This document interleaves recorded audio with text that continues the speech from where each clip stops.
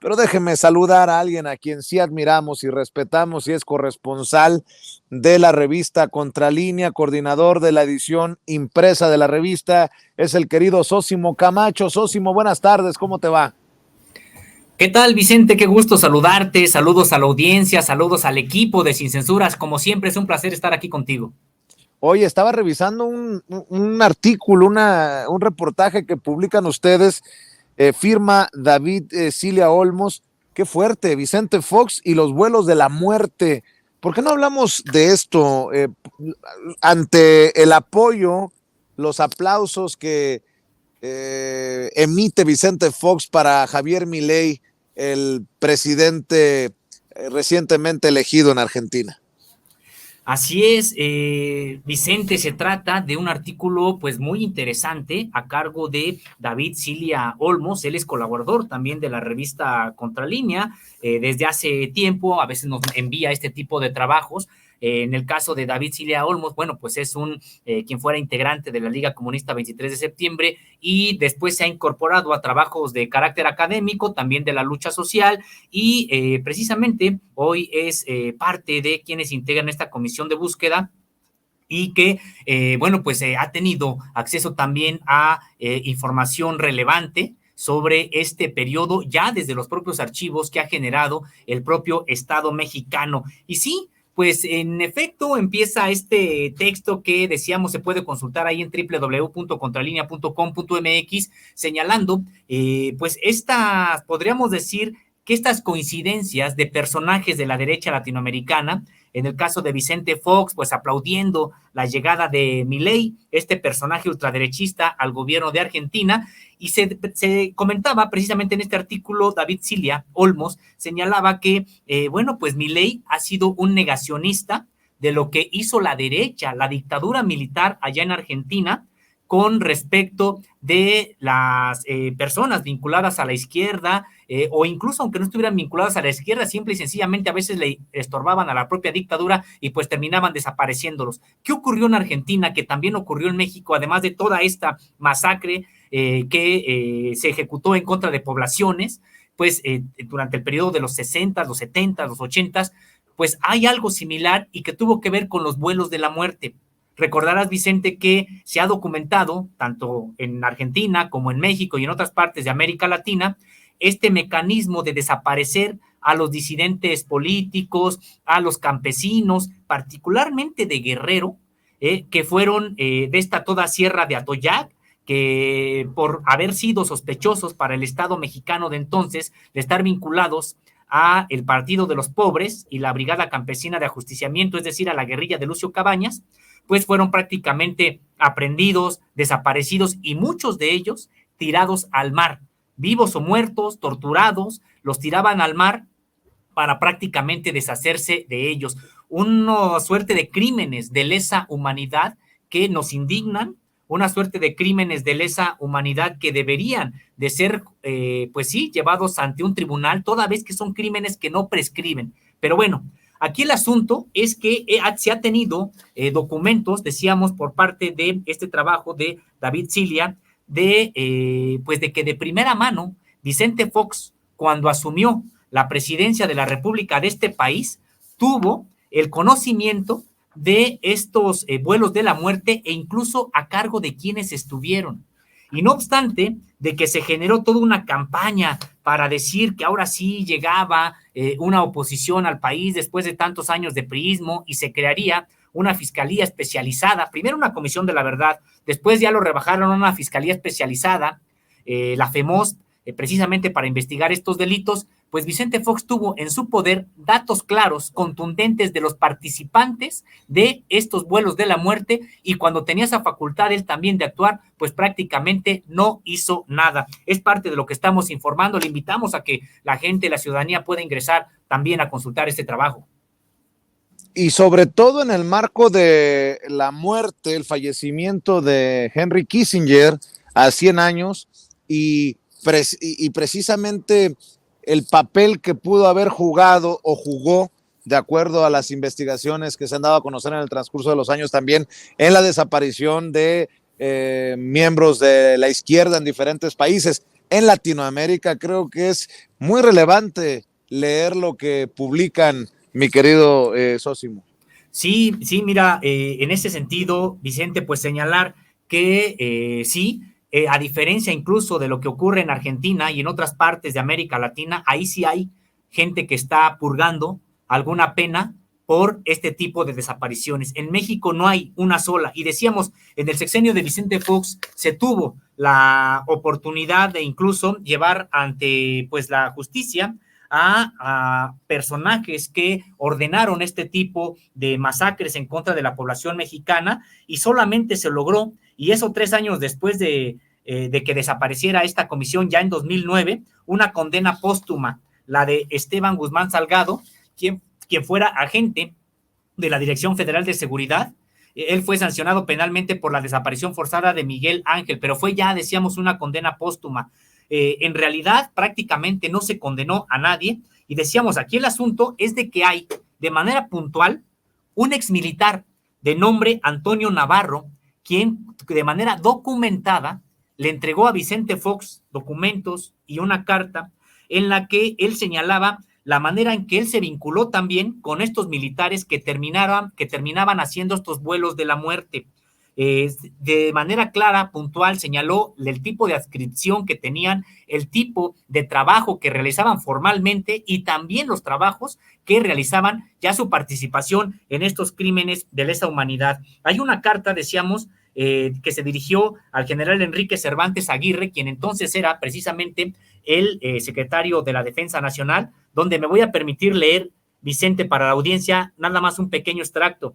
Dice, tenía que llegar al cuartel militar de Acapulco Guerrero, allí estaba una fracción de otros batallones, el 32 Batallón de Infantería, el 49 Batallón de Infantería, el 50, las otras facciones de batallones andaban actuando en la Sierra de Atoyac, cumpliendo la consigna de 4x1, o sea, por cada soldado que murió en la emboscada que había realizado el Partido de los Pobres, tenían que morir 4 campesinos de la sierra, porque dijeron que todos los campesinos habían colaborado con Lucio Cabañas al poner la emboscada. Es decir, viene una serie incluso de información al detalle de los personajes que participaron, de los propios generales que participaron y coroneles, y sobre todo en esto, Vicente, de los vuelos de la muerte, que Vicente Fox desestimó o más bien nunca quiso realmente investigar.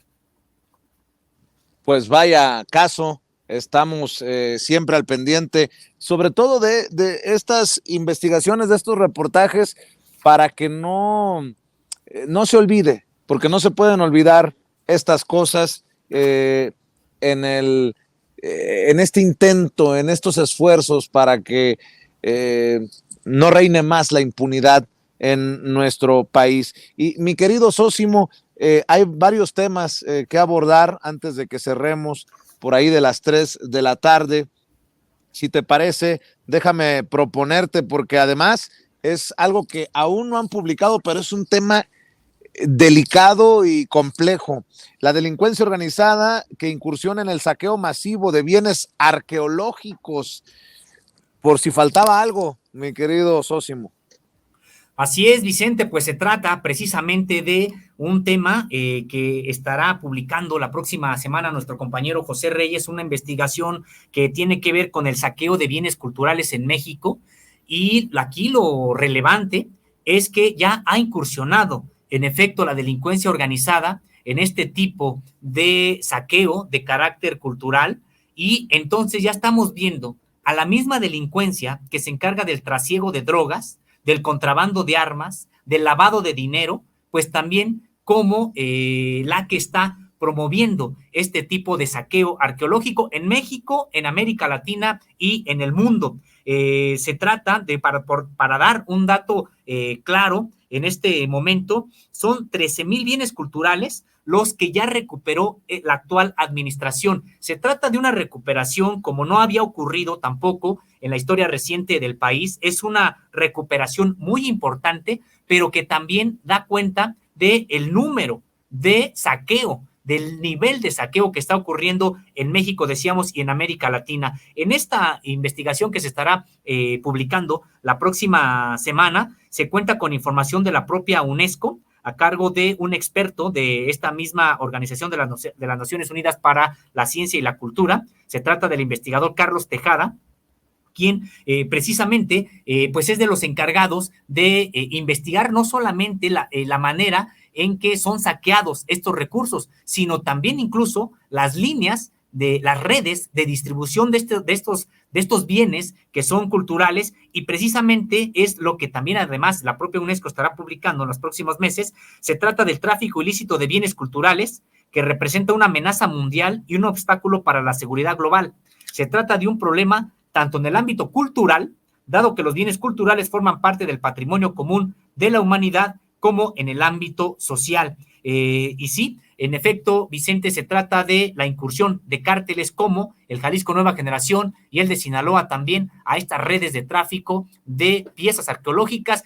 Y también hay que señalarlo, Vicente, que probablemente haya todavía mayor tráfico porque también se encuentran hay más hallazgos de estos bienes en México. Recordar que incluso se tiene que poner mucha atención con lo que ocurre allá en la península de Yucatán, toda vez que el paso de este Tren Maya, la construcción del Tren Maya, como bien sabes, pues generó un descubrimiento, un redescubrimiento de la cultura maya. Estamos viendo, asistiendo a la emergencia de una cultura que fue muy vibrante, con una densidad de población muy importante, y que prácticamente por donde fue pasando el Tren Maya, pues se fueron encontrando desde ciudades prácticamente hasta, por supuesto, enterramientos, templos, unidades habitacionales de ese entonces, etcétera, los vestigios, y, por supuesto, una cantidad impresionante de objetos de alto valor, también económico, pero sobre todo de valor cultural. Bueno, el asunto es que también, por supuesto, han llegado los traficantes de piezas, y por eso decíamos, el gobierno mexicano, el Estado mexicano, pues tiene que estar muy al pendiente. Pero un dato, decíamos, que sí es alentador, es el de las 13,000 piezas recuperadas, reconocidas por la UNESCO con respecto del gobierno mexicano. Y también preocupante que se convierta esto en un intercambio ilegal internacional, porque como hablas de la recuperación de piezas, creo que está claro que hay tentáculos de estas mafias o de estos grupos en diferentes partes del mundo, y quién sabe qué intereses, Sósimo, porque muchas veces son estas casas subastadoras, estas casas de subasta, las que terminan haciendo o validando, legitimando las subastas de estas piezas, ¿no?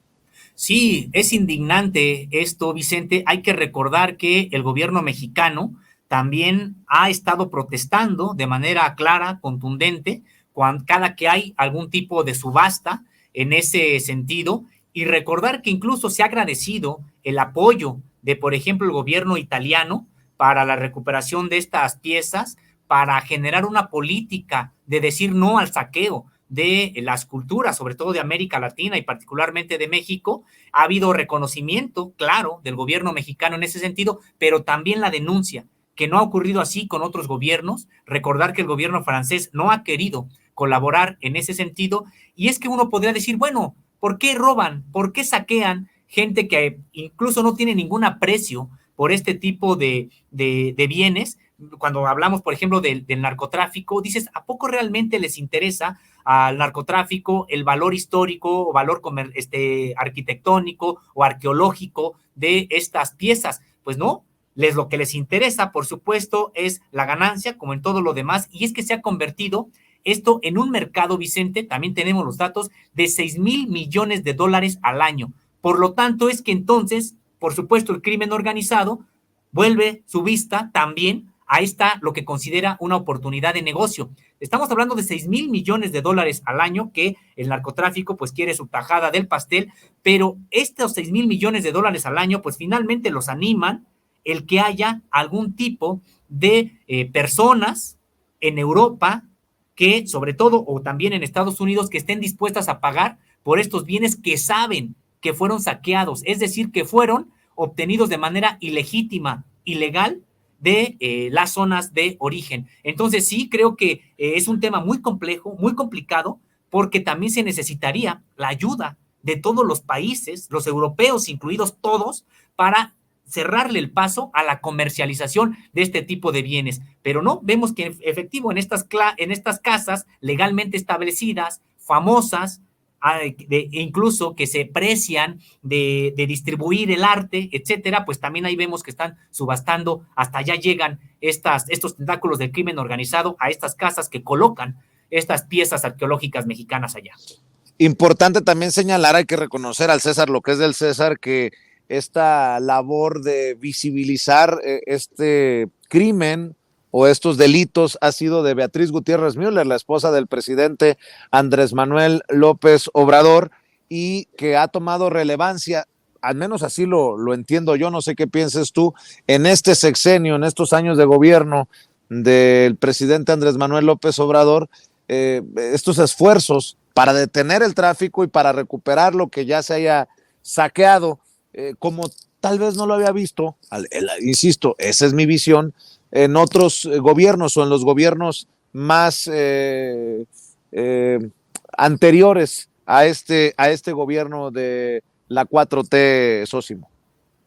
Así es, Vicente, en efecto, es un asunto también de reconocer en este sentido. Claro, en los gobiernos anteriores prácticamente no había ninguna política, digamos, de recuperar, por ejemplo, las piezas que habían sido ya saqueadas del país. Hay que recordar que incluso ha habido esfuerzos infructuosos como el regreso del penacho de Moctezuma, por ejemplo, que no se pudo recuperar. Esto no por falta de insistencia, en este caso del gobierno mexicano, sino porque empezaron a poner muchos pretextos desde Europa para poder regresarlo, incluso con réplicas aquí en México de algunas personas que tampoco quieren pues que se regrese el propio penacho, porque ellas pensarían desde su visión tan corta que no estarían dispuestas a darle algún triunfo político al presidente de la República, y empezaron a argumentar que es que se puede deshacer, es que ya no hay manera de traerlo porque se puede pues sí llegar a dañar de tal suerte que mejor que se quede allá, etcétera. Entonces,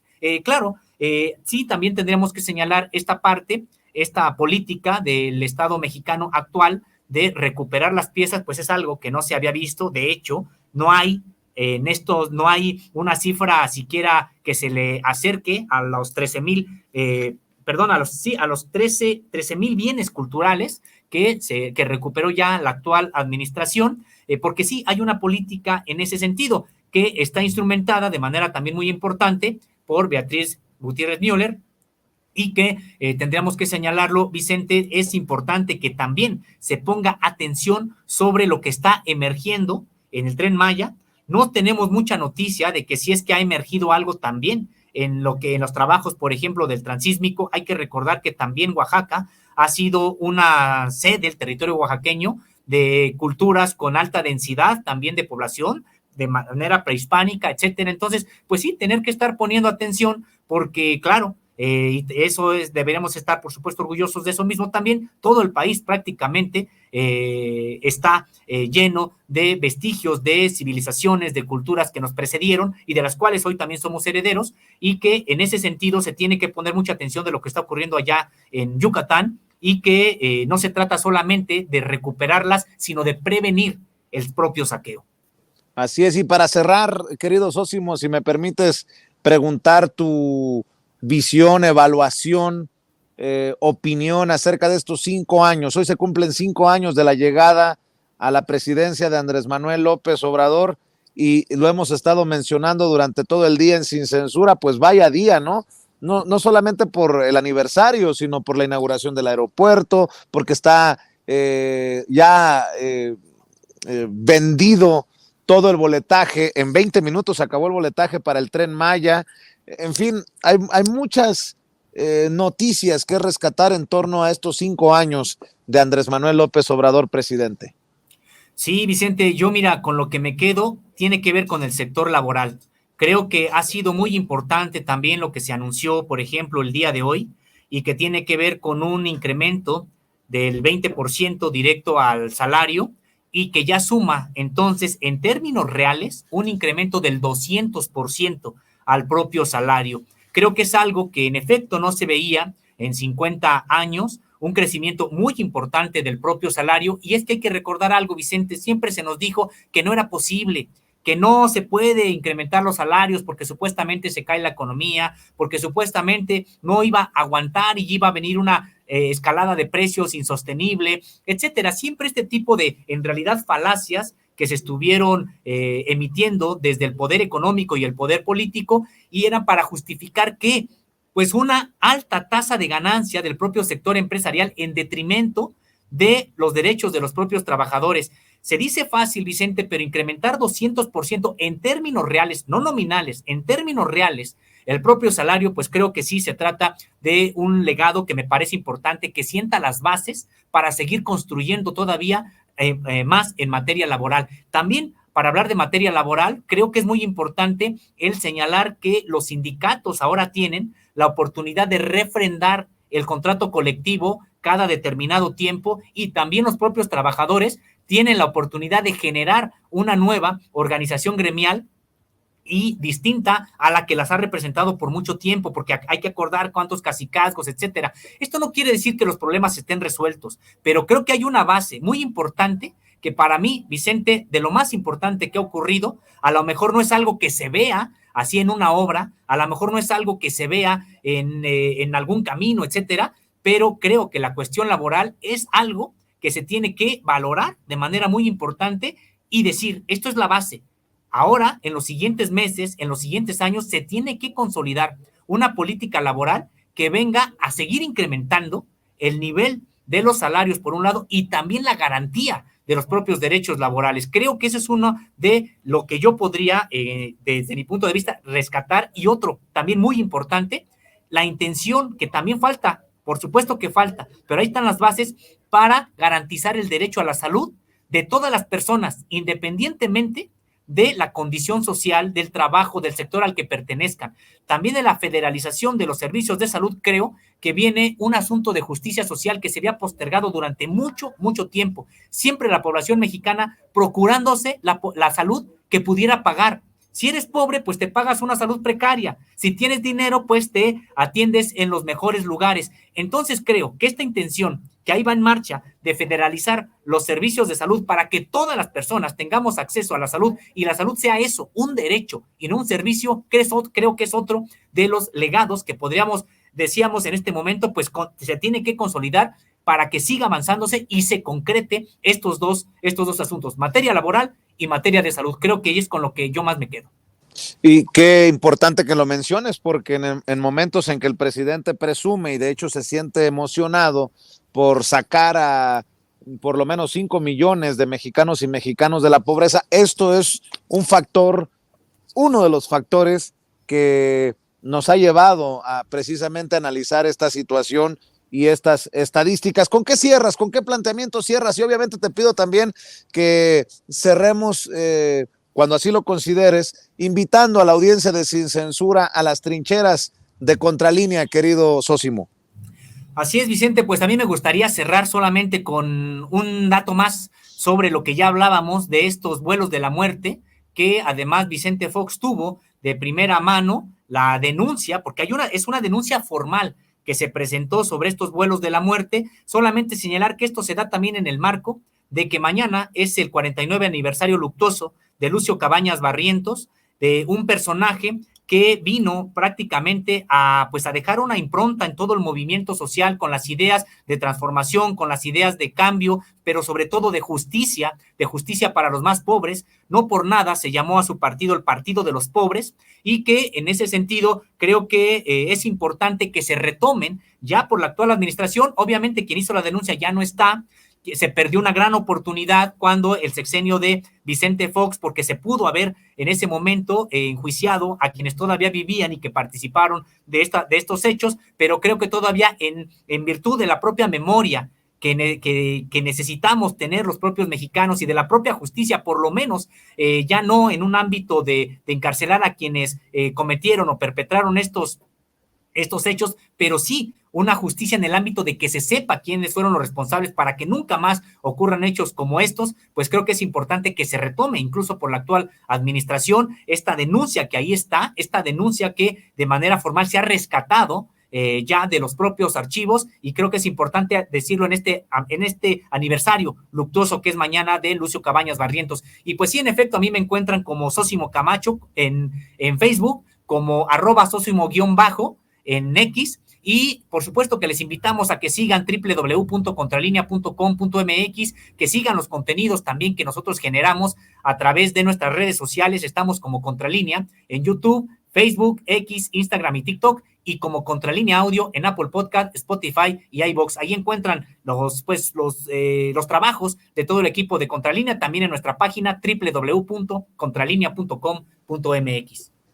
Pues mi querido Sósimo, como siempre es un placer, te mando un abrazo y estamos al pendiente de la edición de este fin de semana de la revista. Que pases excelente tarde, cuídate, Sósimo. Un fuerte abrazo para todos, para el equipo, un fuerte abrazo también para la audiencia. Muchos saludos, Vicente, gracias.